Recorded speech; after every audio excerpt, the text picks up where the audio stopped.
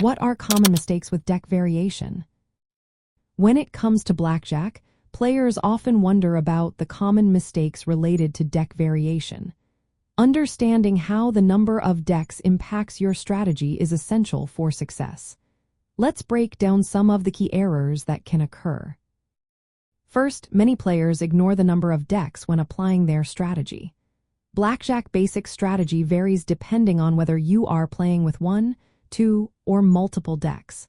Using a single strategy for all deck types can lead to poor decisions. For instance, the choice to double down or split can change based on the deck count. Not adjusting your strategy can lower your expected value.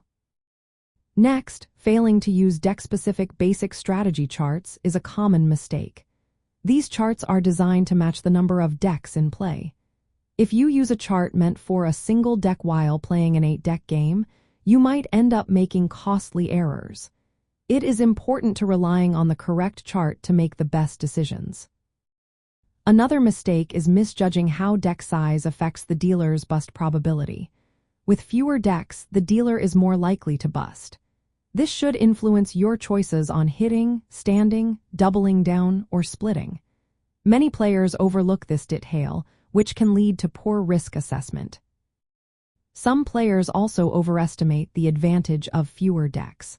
While it is true that fewer decks can be more favorable for players, assuming this advantage is significant enough to ignore other factors can lead to overconfidence. This can result in bigger losses than anticipated. If you are using card counting, it is vital to adjust your techniques based on deck variation. The number of decks affects the true count, which is the running count adjusted for the remaining decks. Mistakes happen when players do not adjust their running count properly, leading to incorrect betting and playing decisions. Additionally, misapplying splitting and doubling rules based on deck variation is another common error. Certain strategies depend on the number of decks. For example, while splitting aces and eights is usually correct regardless of the deck count, other decisions may vary. Ignoring deck variation can lead to costly mistakes. Lastly, neglecting the effect of deck variation on insurance and side bets can be detrimental. The odds of dealer blackjack and side bets change with the number of decks. Players often take insurance or side bets without considering how deck variation impacts the house edge. This can lead to unnecessary losses.